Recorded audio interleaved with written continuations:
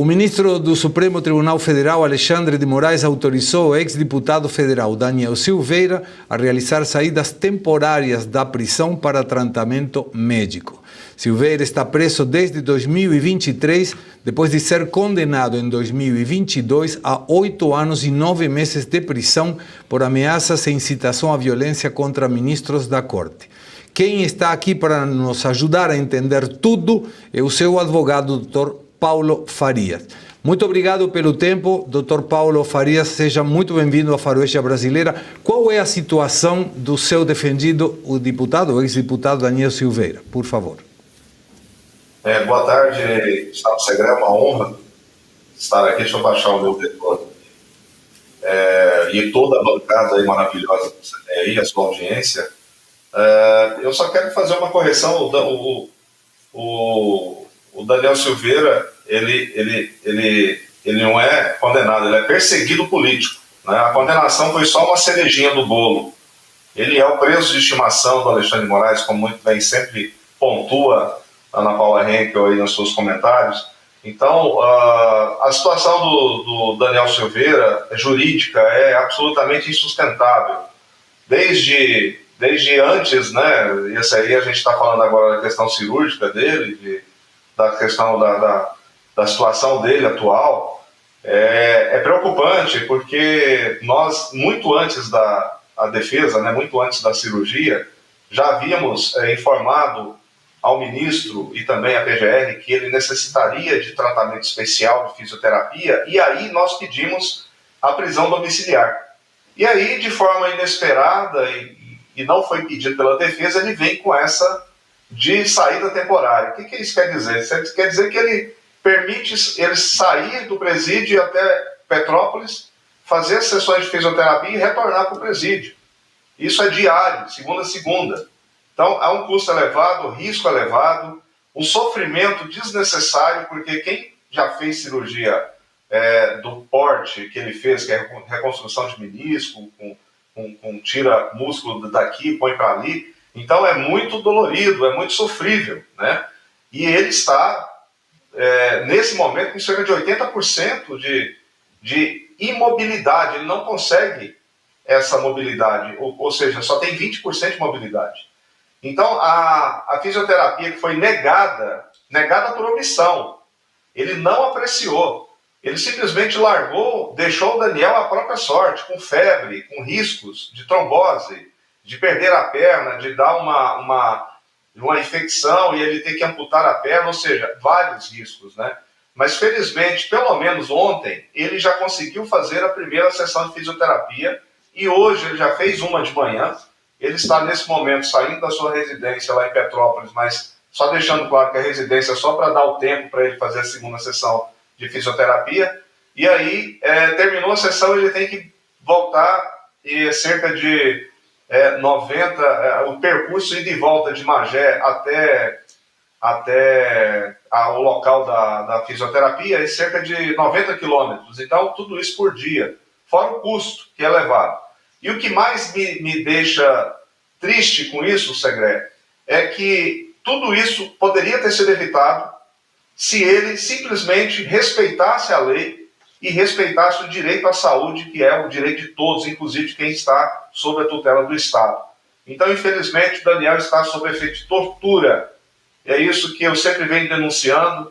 É mais uma para a coleção aí do Alexandre de Moraes, mais um preso político, um torturado. Espero tão somente, que é o que a gente tem feito, de não que Daniel Silveira seja o Clesão 2.0, né? Porque o Clesão morreu dentro de uma penitenciária por negligência pessoal e profissional do senhor Alexandre de Moraes. Então ele tem o sangue do Clesão nas mãos e nós estamos fazendo de tudo para que ele não tenha também do Daniel Silveira. Ana Paula Rocha quer fazer uma pergunta, doutor. Doutor, foi muito interessante o senhor comentar tanto a questão do Daniel Silveira ser essa espécie de preso de estimação e também comparar com a questão do Clesão.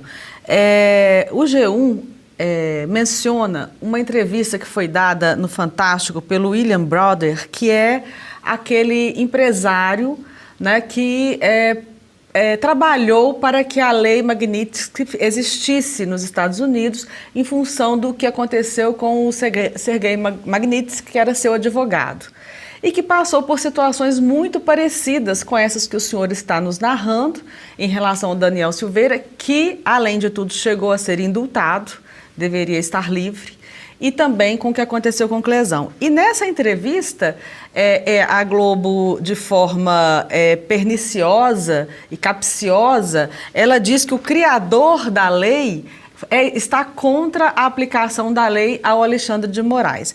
Me parece que esse senhor está desinformado com o que está acontecendo no Brasil, e também ele não é o criador da lei, ele trabalhou para a criação da lei, mas quem criou a lei foram os políticos dos Estados Unidos, portanto ele não é dono dela.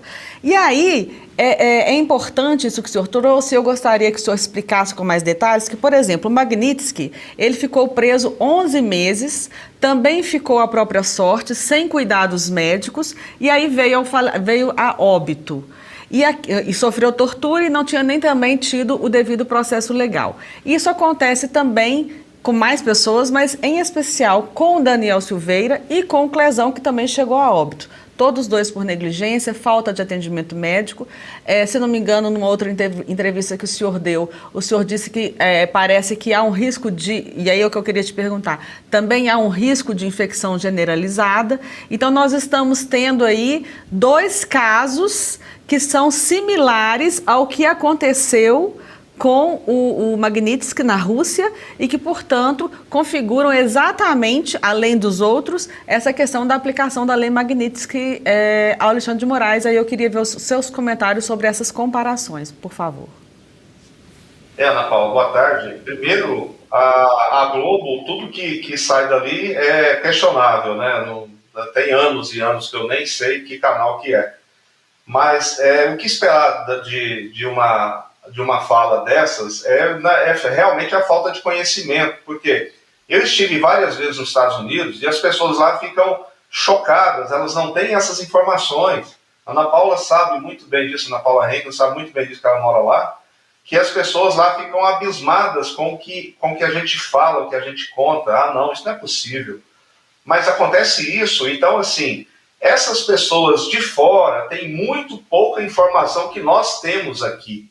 Nós vivemos aqui. Nós sabemos o que Alexandre de Moraes faz. Então, a mídia, a grande mídia dos Estados Unidos, ela só divulga coisas que são favoráveis à pauta globalista. Ela não divulga na Itália, todos esses países aí não divulgam a verdade. Eles fazem algo assim que é tipo uma maquiagem para poder a pessoa realmente não ter opinião e falar besteira. Então, essa pessoa, que certamente ela é desinformada, deveria estudar um pouquinho sobre a legislação brasileira, sobre a Constituição e sobre o caso Daniel Silveira, que é um lead case único. O caso Daniel Silveira, eu sempre digo, quando eu falo, que ele foi o início de tudo isso que nós estamos vivendo. Porque Daniel Silveira, em 21, ele tinha a proteção do artigo 53, que é a imunidade formal e material, por quaisquer opiniões, palavras e votos. Isso foi revogado pelo Supremo, relativizado pela Câmara. Foi uma vergonha aqueles 364 traidores da Constituição que entregaram a cabeça do Daniel Silveira, principalmente o seu líder, que é o Arthur Lira, né, que negociou a cabeça do Daniel Silveira. Então, falar, até papagaio fala, né? E nesse caso é um papagaio de pirata, porque ele não tem o menor conhecimento, não sabe de nada do que está acontecendo aqui. E o caso do Daniel Silveira, Ana Paula, é uma das maiores aberrações jurídicas que se pode imaginar, porque ele foi condenado sem qualquer dosimetria de pena. Qualquer estuprador, qualquer latrocida, qualquer pessoa que comete um crime, ele vai lá nos artigos 59 do Código Penal e vê, bom, ele tem, vamos ver as causas atenuantes, as majorantes, para ver se a gente vai diminuir ou aumentar essa pena. O Moraes simplesmente ignorou isso e aplicou a pena máxima. A pena máxima tem a mínima e a máxima. O Daniel era réu primário. Então, ele não poderia jamais pegar 8 anos e 9 meses de prisão por poder supostamente ter ofendido a honra de ministro. Na realidade, o ministro, Ana Paula, ele se acha o Estado encarnado. Por isso que ele entendeu que foi uma ofensa ao Estado Democrático de Direito, à instituição STF. Então ele confunde o agente público com a instituição. Isso é lamentável para um agente público, né? Mas na hora de responder com o patrimônio, ele deixa o patrimônio dele e deixa o Estado se ferrar.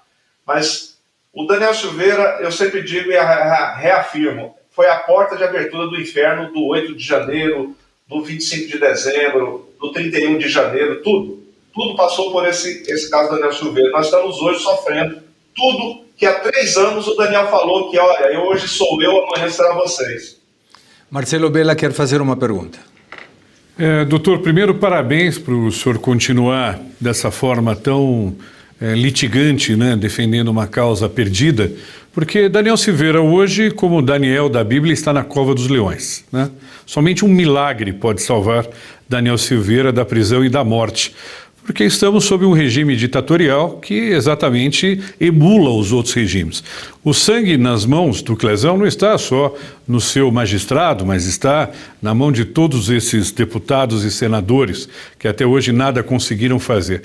Eu pergunto ao senhor, o senhor acredita que a sua solicitação será atendida? Essa é a primeira pergunta. E segundo, e não sendo atendida, o senhor faria uma denúncia também nas cortes americanas para os Estados Unidos incluírem mais esta pecha neste currículo de um magistrado que não pode ser xingado, mas pode levantar o dedo de Golias e xingar a população? Primeiro, boa tarde, Marcelo, prazer falar, dividir a bancada contigo. O Alexandre de Moraes é o sancionado. Ele já está na mira para poder ser levado ao Tribunal Penal Internacional e também à Corte Interamericana, na realidade a Comissão Interamericana de Direitos Humanos, em mais uma denúncia. Por que nós não enviamos ainda? Porque nós estamos aguardando justamente o que você me fez a primeira pergunta. O que nós pedimos? Nós pedimos a ele o seguinte: senhor ministro, está aí os laudos médicos, está aí a orientação médica, fisioterapeuta, tudo. Nós queremos a prisão domiciliar porque a SEAP e o presídio já informaram que não tem a mínima condição de prestar qualquer tipo de atendimento médico ou de recuperação do Daniel Silveira. Fato. A PGR já foi a favor do deferimento da prisão domiciliar.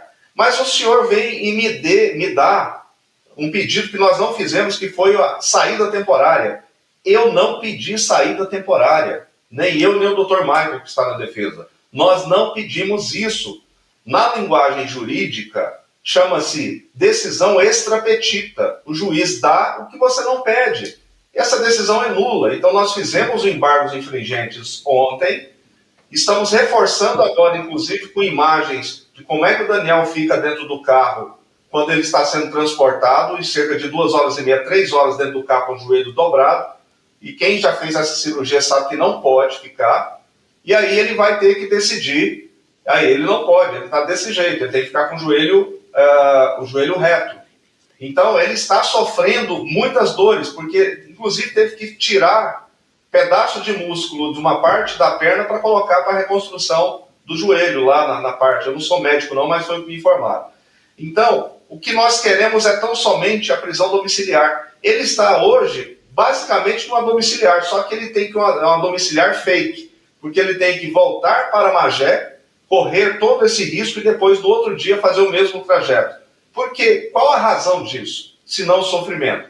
E tem um fato extremamente grave que aconteceu ontem, que nós descobrimos hoje, Marcelo, que foi, isso é grave, o ministro, por sua assessoria, ele complementou a decisão para a SEAP dizendo: coloque a tornozeleira no Daniel Silveira. Coloque, é para colocar e é para ele dormir no presídio. Ele não colocou isso na decisão. Ele fez isso por WhatsApp.